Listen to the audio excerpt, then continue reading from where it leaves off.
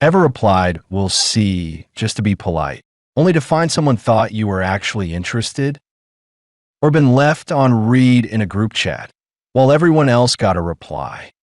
Or added a smiley emoji just to look friendly, even when you didn't feel like smiling? This isn't just about learning English phrases. It's about those awkward little moments when your message, your silence, or even your emoji gets misread. In today's conversation, you'll learn 4 super useful, real-life expressions that deal with common social confusion. String someone along. When you accidentally give someone false hope. Left on read. When someone sees your message and ignores it. Don't get fresh. How to push back when things feel too flirty. Come off as. How people perceive you, even when it's not who you are. Whether you're tired of mixed signals, awkward silence, or being misunderstood for just being quiet, this is the kind of English that actually helps you in real life. Let's dive in. Ben, can I ask you something kind of delicate? Of course. You got your serious face on. What's up? My friend invited me to her wedding next week, but she also said, "Oh, there's a guy I want you to meet. He's single, you'll click." Ah, the surprise matchmaking trap. Exactly. I didn't say no. I just laughed and said, "We'll see." That might give him the wrong idea. If you're not interested, you don't want to string him along. Wait, string someone along? What does that mean? It means making someone think there's a chance when you already know there isn't.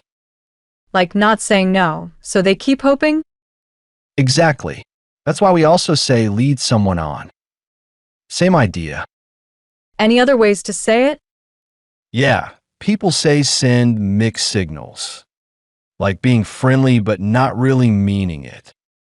Oh, wow. I was just trying to be polite. Totally get it.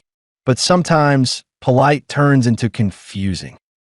So, what should I say if I don't want to lead him on? Try something like, "I'd love to come to the wedding, but I'm not really looking to meet someone right now." Simple. Honest. I like that. Better than showing up and awkwardly avoiding a guy who thinks it's fate.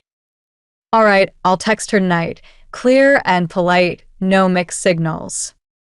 That's a smart move. Being honest early saves time and drama later. It's better for everyone involved. Speaking of messages, something else happened in that wedding group chat. It's been bothering me. What happened? Tell me. So Emma asked about the dress code. I replied quickly, thinking light blue. But she read it and didn't reply. Then, just minutes later, she was chatting with others like nothing happened. Ah, classic case of being left on read. Left on read? I've heard that phrase, but never really got it. What exactly does it mean? It means someone opened your message, saw it clearly, but chose not to respond. The message status shows read, but they ignore you. So it's like being ignored, but in a more subtle way? Exactly. It's passive, but it still stings, especially when you expect a reply. It's one of those modern texting things that can really mess with your head. I hate that feeling. Actually, this isn't the first time it happened to me. Last month, I messaged a friend to check in. She read it immediately and never replied. That's rough. It's painful when someone leaves you hanging like that, especially without explanation. It makes you wonder what you did wrong, or if they're upset. Exactly. I kept questioning myself. But maybe it's not always personal? You're right. Sometimes people get distracted or forget to reply. It doesn't always mean bad intentions. But if it keeps happening with the same person, then it's a clear signal they're distancing themselves. So if I say, Emma left me on read, people will get what I mean? Absolutely. It's very common nowadays.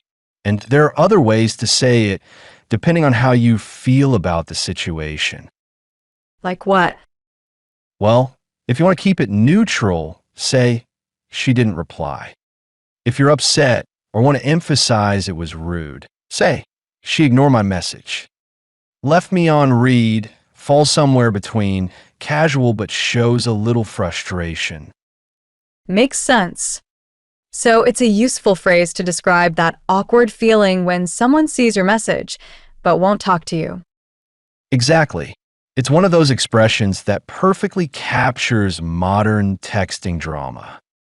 Now I'm just imagining myself saying, "Thanks for the cold silence, Emma." Just make sure your sarcasm is light. Otherwise, you might start a text war. I want to tell you about something awkward that happened recently. At a friend's party, there was this guy who kept making jokes that made me uncomfortable. I felt like he was crossing the line. Really? What did he say or do exactly? He teased me about being too serious and joked that I was cold. It didn't feel friendly, more like he was pushing it. I wanted to say, "Don't get fresh," but I wasn't sure if that would sound rude. That's a perfect example of when you'd use "don't get fresh." It means don't be too forward or don't act disrespectfully. It's a way to tell someone they're crossing a line, but without sounding too harsh. So it's not really an angry or serious phrase. No, it's usually light-hearted, sometimes even joking. It's common among friends when someone's behavior starts to get a bit too much. Can you give me other ways to say it? Sure. Two common ones are, don't cross the line. A stronger, more serious warning. Don't get flirty. Used when someone is being overly playful or suggestive. Don't cross the line sounds stricter than don't get fresh. Exactly.